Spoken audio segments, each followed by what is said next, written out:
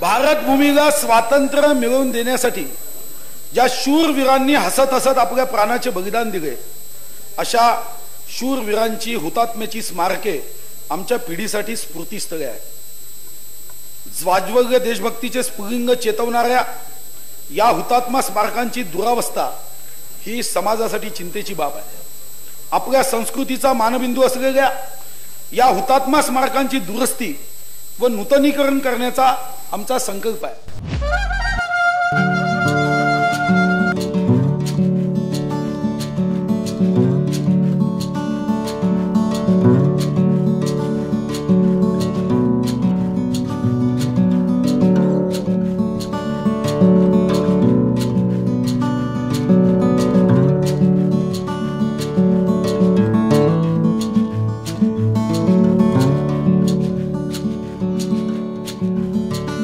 यावर्षी मी 25 कोटी या हिशोबाने 5 वर्ष या स्मारकासाठी पैसा देण्याचा माझा संकल्प आहे.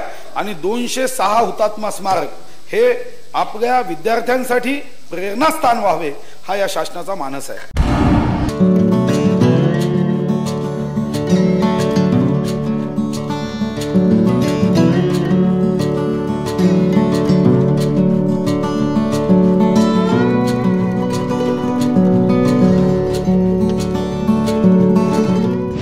देशभक्ति ना हो क्षणिक उबाल, मन में पगे वह पूरे साल. आपल्या सर्वांना हृदयापासून प्रजासत्ताक दिनाच्या हार्दिक हार्दिक शुभकामना देतो व या प्रजासत्ताक दिनाच्या निमित्ताने या कार्यक्रमात उपस्थित माझ्या सर्व देशभक्त मान्यवर नागरिक बंधू भगिनींकडून अपेक्षा व्यक्त करतो की हा आमच्यासाठी फक्त गणतंत्र दिवस नाही, तर आमच्यासाठी हा संकल्प दिवस आहे. आज चंद्रपूरकर जनतेला महानगरपालिकेच्या महापौर, उपमहापौर, नगरसेवक, कर्मचारी, अधिकारी या सर्वांचं अभिनंदन करत हुतात्मा स्मारकाचं नूतनीकरण या शहराच्या देशभक्तांना लोकार्पित कर असं मी सर्वांच्या साक्षीने घोषित करतो. या मंचावर उपस्थित या शहराच्या प्रथम नागरिक आदरणीय महापौर राखीताई कंचररावार, उपमहापौर श्री राहुल पावडेजी, मनपा सभागृहाचे नेते संदीपजी आवारी, झोन सभापती प्रशांतजी चौधरी, या ठिकाणी उपस्थित या प्रभागाच्या नगरसेविका सुनीताताई गौडिया, नगरसेवक देवानंदजी वाढई,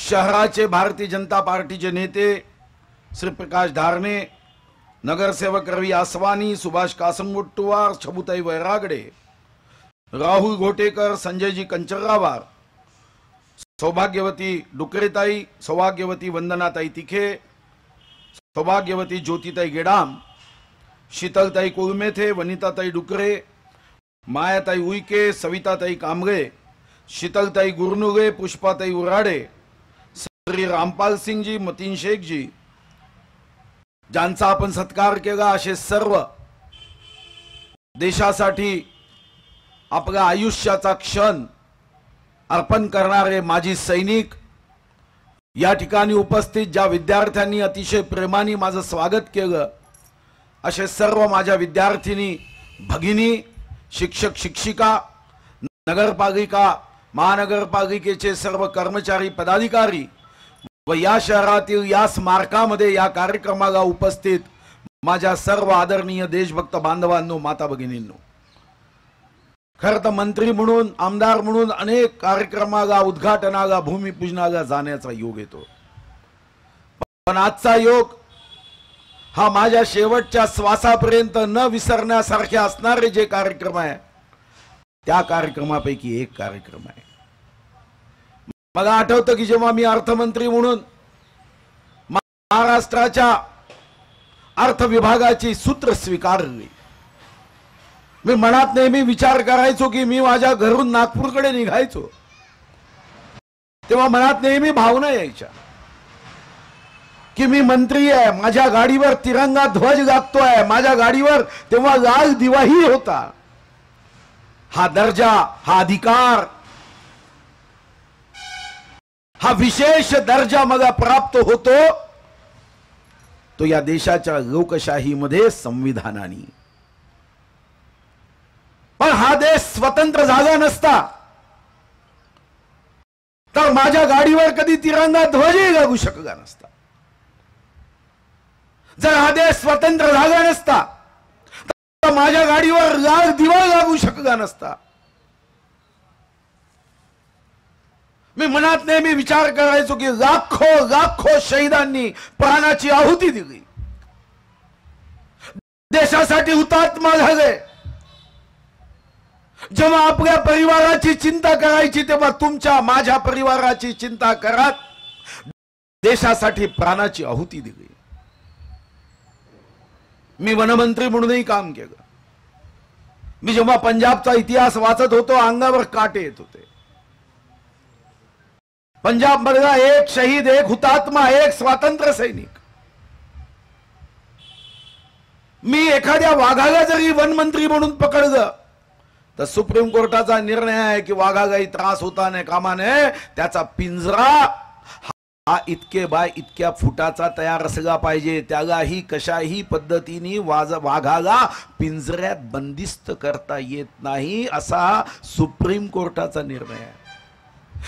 की एक बिबट्या जरी पकडायचा असेल, एक वाघ जरी पकडायचा असेल तर त्या वाघाला कशा पिंजऱ्यात ठेवावं हे कायदे सांगते, सुप्रीम कोर्ट सांगते. पण तुम्हाला आश्चर्य वाटेल की पंजाब मधल्या एका स्वातंत्र्यासाठी संघर्ष करणाऱ्या, इंग्रजांच्या विरुद्ध लढाई लढणाऱ्या एका पंजाबच्या स्वातंत्र्य संग्राम सैनिकाला 2.5 फूट उंच असणाऱ्या पिंजऱ्यामध्ये 1 वर्ष ठेवलं.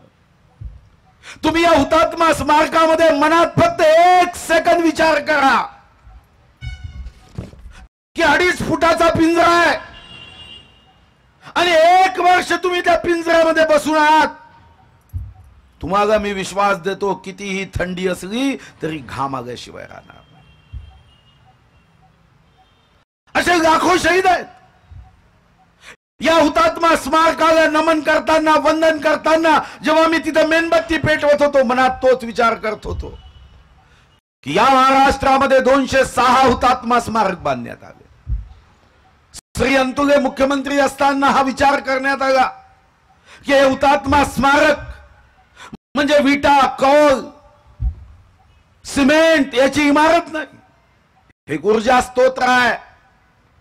अंधारातून प्रकाशाकडे जाण्यासाठी आमच्याकडे चंद्रपूर थर्मल पॉवर स्टेशन आहे. पण सामाजिक अंधार दूर करायचा असेल तर आमच्यासाठी हे पॉवर स्टेशन आहे की ज्या पॉवर स्टेशन मधून हुतात्म्याच्या त्या क्रांतीच्या कथा ऐकून आम्ही एक ऊर्जा घेतली पाहिजे. मी तुमच्या वतीने, माझ्या वतीने या ज्ञात अज्ञात ज्यांनी देशासाठी संघर्ष केला, प्राणाची आहुती दिली, त्या सर्व हुतात्म्यांना मानवंदना करतो, नमन करतो. मी सौभाग्यशाली आहे. सौभाग्यशाली यासाठी नाही की मी मंत्री झालो. मग याची जाणीव आहे की सत्ता येते, सत्ता जाते. कालचा आमदार उद्या नामदार होतो आणि परवा दारोदार होतो याची जाणीव मला पूर्ण आहे. मी कधी सत्तेचा मोह केला नाही.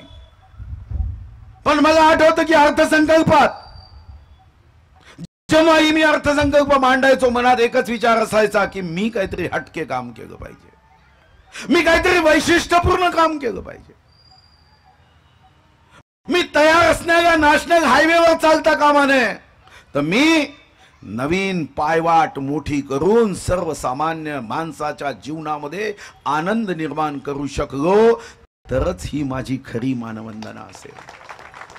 आणि मग मी तेव्हा निर्णय केला की महाराष्ट्राचे हुतात्मा स्मारक, मग चंद्रपूरचं हुतात्मा स्मारक असेल, चिमूरचं हुतात्मा स्मारक असेल, मी वर्धेचा पालकमंत्री होतो, वर्धेचं हुतात्मा स्मारक असेल, जेव्हाही तिथे एखाद्या छोट्याशा कार्यक्रमाला गेलो की मग ती दुर्दशा पाहून नेहमी वाटायचं आणि वाक्य आठवायचं शिक्षकांनी सांगितलं की जो देश आपल्या पराक्रमी आणि पुरुषार्थ दाखवणाऱ्यांचा इतिहास विसरतो त्या देशाचं नाव भविष्यात जगाच्या नकाशावरून कधी संपतं हे लक्षात येत नाही। आणि आमचा देश तर पराक्रमी लोकांचा देश। मी मनात संकल्प केला की 210 हुतात्मा स्मारकाला पैसे द्यायचे। मी अर्थसंकल्पात घोषणा केली। विभाग माझा नव्हता। 206 हुतात्मा स्मारक सामान्य प्रशासन विभागाच्या अंतर्गत येत होते। पण मी मनात विचार केला, बैठका मी घेईल आणि हे हुतात्मा स्मारक जे माझ्यासाठी तुमच्यासाठी नवतरुणांसाठी ऊर्जा केंद्र आहे, सामाजिक अंधार दूर करण्याचं केंद्र आहे, ते उत्तम करेल। मग मी वर्धेचं उद्घाटन केलं। अनेक ठिकाणी जाऊन मी उद्घाटन केलीत। काही ठिकाणी पैसे कमी पडायचे, मी पुन्हा पुन्हा पैसे दिले। मी एक नवीन योजना सांगितली की हे हुतात्मा स्मारक हे तरुणांसाठी एक दिशा देणारं केंद्र व्हावं। आज जेव्हा या केंद्राचं लोकार्पण करतोय, या हुतात्मा स्मारकाच्या नवीनीकरणाचं लोकार्पण करतोय, तेव्हा मला मनापासून आनंद होतोय। हा आनंद मी फीत कापण्याचा नाही। हा आनंद आहे की 26 जानेवारीच्या दिवशी आम्ही सर्वांनी एक संकल्प करत पुढे जाण्याचा आजचा हा कार्यक्रम म्हणजे महामार्ग आहे। आणि यासाठी मी राखीताई असेल, राहुलजी असेल, सर्व सभापती, नगरसेवक, नगरसेविका असेल, त्यांचं अभिनंदन करताना अपेक्षा व्यक्त करतो की महानगरपालिकेच्या माध्यमातून हे खरं आहे की चंद्रपूर शहरामध्ये मी महानगरपालिकेच्या पाठीशी उभा राहिलो आणि अनेक विकासाची कामं केली। आज त्या विकासाच्या कामाची यादी सांगायला मी आलो नाही। पण आज 26 जानेवारी साजरी करत असताना जसाच आमच्या देशाचा गौरवशाली इतिहास आहे, तसा आमच्या जिल्ह्याचाही गौरवशाली इतिहास आहे। आपल्यापैकी अनेकांना माहित असेल की सर्वात पहिले युनियन जॅक हा खालती आला आणि तिरंगा फडकला, ही होती चिमूर आणि आष्टीची क्रांती। बर्लिनच्या आकाशवाणीवरून घोषणा झाली 16 ऑगस्ट 1942 युनियन जॅक खालती उतरत आहे, तिरंगा फडकत आहे। अरे अशा पराक्रमी जिल्ह्याचे तुम्ही आम्ही नागरिक आहोत। जगामध्ये सर्वात जास्त वाघांची संख्या असणाऱ्यांचा जिल्हा आहे। जगामध्ये संयुक्त राष्ट्र संघामध्ये 193 देशाची नोंदणी आहे। 193 देशात 14 देशात वाघ आहे। 14 देशात सर्वात जास्त वाघ भारतात आहे आणि भारतात सर्वात जास्त वाघ एखाद्या जिल्ह्यात असेल तो वो है मेरा और आपका चंद्रपूर जिल्हा। मग वाघाच्या या भूमीचा माझा तरुण वाघासारखा पराक्रम करणारा हवा तर हुतात्मा स्मारक त्यागा या पराक्रमाची दिशा देईल, प्रेरणा देईल, मोटिवेशन देईल। या जिल्ह्याचे एक वैशिष्ट्य कदाचित आपल्याला माहित नसेल। भारत चीनच्या युद्धात जेव्हा स्वर्गीय यशवंतराव चव्हाणजी हे हिमालयाच्या मदतीला धावून गेले, तेव्हा सह्याद्रीच्या मदतीला धावून गेले ते मूळ विधानसभेचे दादासाहेब कन्नमवार जे मुख्यमंत्री झाले। 20 नोव्हेंबर 1962 ला ते मुख्यमंत्री झाले। 24 नोव्हेंबर 1963 पर्यंत ते या महाराष्ट्राचे मुख्यमंत्री होते। साधारणतः 1 वर्ष 3 दिवस। पण तेव्हाही मान्य कन्नमवारांनी या आपल्या जिल्ह्याची जी परंपरा आहे देशासाठी योगदान करण्याची, 2 महत्वाच्या घटना तेव्हा एका वर्षात झाल्या होत्या। एक घटना होती की भारत चीनच्या युद्धात जेव्हा पंडित नेहरूंनी आवाहन केलं की या युद्धात आमचा सैनिक कमजोर होता कामा नये, सुवर्णदान करा, आर्थिक निधी द्या, या देशात सर्वात जास्त सुवर्णदान आणि मदत करणारा कोणतं राज्य असेल तर महाराष्ट्र होतं. पण या महाराष्ट्रात तेव्हाच्या काळी म्हणजे जेव्हा 20 रुपये 15 रुपये तोळा सोनं असेल तेव्हा 7.5-8 कोटी रुपयाचं सोनं देणारा एकमात्र जिल्हा देशात होता तो तुमचा माझा चंद्रपूर जिल्हा. आपल्या देशाच्या शूर सैनिक जेव्हा पाकिस्तान विरुद्ध युद्ध करतात, जेव्हा चीनच्या विरुद्ध युद्ध करतात, तुम्हाला मग अभिमान वाटला पाहिजे. त्या सैनिकांच्या हातात जे बॉम्ब असतात ते बॉम्ब तयार करणारा कारखाना कुठे असेल तर तो डिफेन्स मध्ये आहे जो कन्नमवारांनी केला. आणि म्हणून जेव्हा मी अर्थमंत्री झालो तेव्हा मनात विचार केला की बॉम्ब तर कन्नमवारांनी केले, आता बॉम्ब टाकणारे हात मुनगंटीवार केल्याशिवाय राहणार नाही. मी अद्वितीय सैनिक शाळा तयार केली जिथं शूरवीर 10,000 वाघाचा पराक्रम गाजवणारे सैनिक तयार होईल, आर्मीचे चीफ तयार होईल, एअरफोर्स चीफ तयार होईल, नेवीचे चीफ तयार होईल. बॉम्ब भी हमारा होगा और दुश्मनों ध्यान रखना वो बॉम्ब डालने वाले हाथ भी हमारे होंगे. मी अर्थमंत्री झालो, माझ्या समोर नसती आली, फाईल आली की केंद्रामध्ये आज आम्ही माजी सैनिकांचा सत्कार करतोय. माजी सैनिक जेव्हा 35 वर्षानंतर रिटायर्ड होतात तेव्हा राज्य सरकारमध्ये त्यांना विभिन्न विभागामध्ये नोकरी देण्याची पद्धत आहे. कारण ते आयुष्याचे 35 वर्ष देशाच्या सीमेची सुरक्षा करण्यासाठी -35 सेंटीग्रेड. -35 सेंटीग्रेडचा अर्थ आम्ही लहानपणी गमतीने म्हणायचो की आम्ही टाईपरायटरवर वॉटर टाईप केलं तर कागदावर आईस टाईप होईल अशी गंमत लहानपणी करायचो. एवढी थंडी. अन्न आपण आईला सांगतो आई गरम गरम चपाती दे. गरम चपाती गरम शब्दाशी तर दूरपर्यंत संबंध नाही. त्या -35 सेंटीग्रेड मध्ये म्हणजे आपल्या तोंडातून वाफ निघाली तर बर्फ होईल. तिथं आमचा शूर सैनिक आपल्या परिवारापासून हजारो किलोमीटर दूर राहून भारत माता की जय वंदे मातरम म्हणत या माझ्या तिरंग्याची शान कायम राहावी यासाठी आपल्या रक्ताचा प्रत्येक थेंब देशासाठी अर्पण करत असेल तर अर्थमंत्री झाल्यावर मी विचार केला की जेव्हा ते राज्यात नोकरीत लागतात तेव्हा त्या मंत्रालयामध्ये बसणाऱ्या अधिकाऱ्यांनी अटी टाकल्या की तुम्हाला जर केंद्राची पेन्शन असेल तर राज्याची पेन्शन घेता येणार नाही, राज्याची घेतली तर केंद्राची घेता येणार नाही.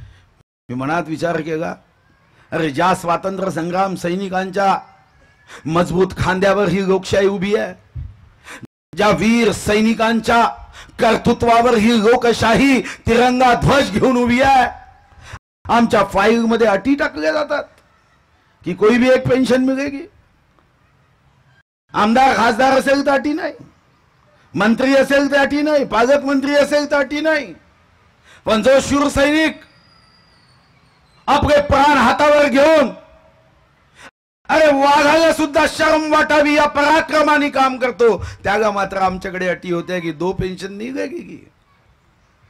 मी निर्णय केला. सुधीर श्रीवास्तव आमचे अतिरिक्त मुख्य सचिव होते. म्हणलं साहेब इस राज्य के 7/12 में अगर पहला किसी का नाम लिखना है तो वो स्वतंत्र संग्राम सैनिक का और दूसरा नाम लिखना है तो देश की रक्षा करने वाले हमारे सैनिकों का. आणि मग 2 पेन्शन सुरू केल्या. केंद्राची असेल तरी राज्याची पेन्शन दिल्या जाईल. हे सांगण्याचं कारण मी माझा मोठेपणा सांगायला उभा नाही. हे सांगण्याचं कारण की आमची तुमची सर्वांची जबाबदारी आहे, दायित्व आहे. आकाशामध्ये फुगे सोडले म्हणजे आनंद नाहीये. आकाशामध्ये फुगे सोडताना मनात ही भावना पाहिजे की माझं गाव, माझं शहर, माझं राज्य, माझा देश असा जगामध्ये उंच उडू शकेल इतकी शक्ती देशामध्ये आम्ही मजबूत तयार करू शकू. आणि मला विश्वास आहे की आज आपण इथे एकत्र आलो आहे. इथं असणारे नगरसेवक असतील, इथं असणारे लोकप्रतिनिधी असतील, माझ्या सकट आम्ही ज्या पदावर आहोत ही पद ही आज आहे उद्या जाणार आहे. नाम मिट जाता है, काम को कोई मिटा नहीं सकता. आणि हा अनुभव मी घेतोय.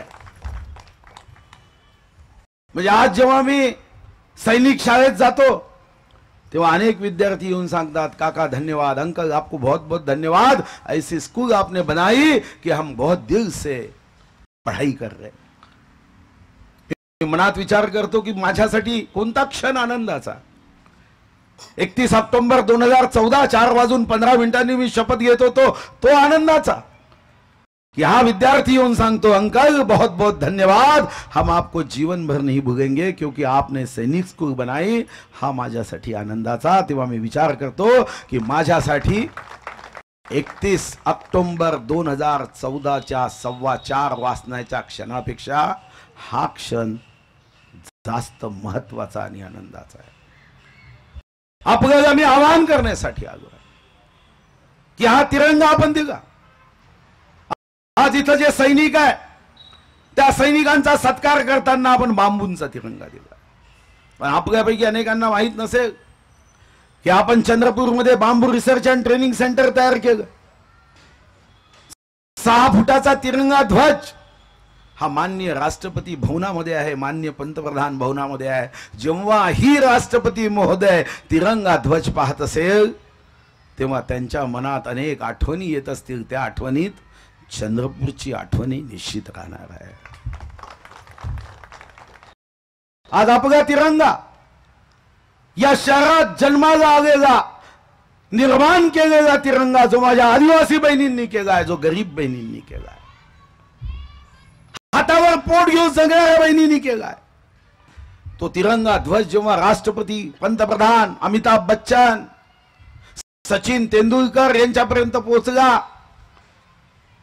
मी जेव्हा सचिन तेंडुलकर आज ताडोबा पाहायला आले, पण त्यांना जेव्हा तिरंगा ध्वज त्यांच्या घरी जाऊन दिला तेव्हा मनात एकच भावना होती, हा तिरंगा ध्वज करण्यासाठी जसं शूरवीर सैनिक, स्वातंत्र्य संग्राम सैनिक यांचं योगदान आहे, तर या तिरंग्यामध्ये माझ्या गरीब आदिवासी अनुसूचित जातीच्या महिलांचं योगदान आहे की त्यांनी आपल्या कष्ट करणाऱ्या, परिश्रम करणाऱ्या हाताने हा तिरंगा केला. मग तुमची माझी सर्वांची जबाबदारी आहे कि समाज को बदल दो असं म्हटल्याने समाज बदलणार नाही. समाज को बदलना है तो हम सबको अपने आप को बदलना होगा. त्या एका चिंतकानी म्हटलं ते खरं आहे कि अगर कोई ये सोचता है कि दुनिया को बदलने वाला कोई व्यक्ति जन्म लेगा, कोई आएगा जो दुनिया को बदल देगा, तो म्हणतो कि इंतजार मत करो, राह मत देखो दुनिया को बदलने वाले व्यक्ति की, अपने आप को आईने में देख लो, दुनिया को बदलने वाला आपके सामने खड़ा दिखेगा. आज संकल्प करो. हा तुमचा माझा संकल्प आहे की आज या शहीद स्मारकाच्या लोकार्पणाच्या माध्यमातून एका इमारतीचं लोकार्पण होत नाही, तर आमचा जो पराक्रमी चंद्रपूर जिल्ह्याचा इतिहास आहे तो तरुणांच्या हृदयापर्यंत पोहोचवण्याची जबाबदारी आज आपण घेत आहोत. इथं काही छोटी मोठी कामं राहिली असतील तर राखीताई म्हणाल्या पूर्ण कर. राखीताई, एखादं दुखादं काम असते, शेवटी विकास हा कधी थांबत नाही. पण मी तुमचं, तुमच्या टीमचं, तुमच्या महानगरपालिकेच्या सर्व नगरसेवक, अधिकारी, कर्मचाऱ्यांचं कौतुक करेन. आणि ईश्वराने सुद्धा किंवा या अगोदर ज्यांनी कोणी वृक्षारोपण केलं असेल, इतकं सुंदर झाडं इथं आहे. आणि जिथं झाडं असतात तिथं प्राणवायू असतो राहू, आणि जिथं प्राणवायू आहे म्हणजे जिथं योग्य पर्यावरण आहे तिथं चांगले विचार जन्माला येतात. या आनंदी वातावरणात, या पवित्र दिवशी या हुतात्मा स्मारकाचं नूतनीकरण, लोकार्पण करण्याचा मला एक विशेष आनंद आहे. आणि म्हणून जेव्हा राखीताई, राहुलजींनी या कार्यक्रमाचं निमंत्रण दिलं, मी मनात विचार केला की माझ्यासाठी हा कार्यक्रम अनमोल आहे, ज्याचं विस्मरण कधी होणार नाही. हा, आता अल्झायमरच जागा तर विसरू शकेन, पण अशा कार्यक्रमाच्या मध्ये जाताना एक स्फूर्ती येते, अंगावर रोमांच असतो. आणि जेव्हाही मी खुर्चीवर बसून मनात विचार करतो की ज्ञात अज्ञात या चंद्रपूर जिल्ह्यातल्या हुतात्म्यांनी आपलं आयुष्य तुमच्या माझ्यासाठी दिलं, भविष्यामध्ये हाही प्रयत्न आपण केला पाहिजे की त्या ज्ञात अज्ञात जे या देशाच्या स्वातंत्र्यासाठी आपल्या प्राणाची आहुती दिली यांचा इतिहास विद्यार्थ्यांपर्यंत पोहोचवता आला पाहिजे. आणि त्याही दृष्टीने आपण निश्चितपणे विचार करावा ही सूचना करतो. आणि जेव्हा केव्हा महानगरपालिकेच्या उत्तम कामाची सुरुवात करायची असेल तर भविष्यात हाच संकल्प करा की या उत्तम कामाचा शुभारंभ या हुतात्म्यांच्या साक्षीने करा. जिथं कुठं देवाच्या सिंहासनाच्या बाजूला माझे हे हुतात्मा बसले असतील ते तिथून तुम्हाला मला आशीर्वाद देईल की हेच आमचं स्वप्न होतं, हेच आमच्या आयुष्यातला संकल्प होता. पुन्हा एकदा आपल्या सर्वांना प्रजासत्ताक दिनाच्या शुभकामना. हा प्रजासत्ताक दिन तुमच्या माझ्यासाठी संकल्प दिवस व्हावा आणि या संकल्पाच्या पूर्ततेसाठी शक्तिदायिनी माता महाकालिनी तर आशीर्वाद द्यावेच, पण देवाच्या सिंहासनाला बाजूला बसणाऱ्या माझ्या या हुतात्म्यांनी सुद्धा आम्हा सर्वांना भरभरून आशीर्वाद द्यावे. जय हिंद, जय महाराष्ट्र.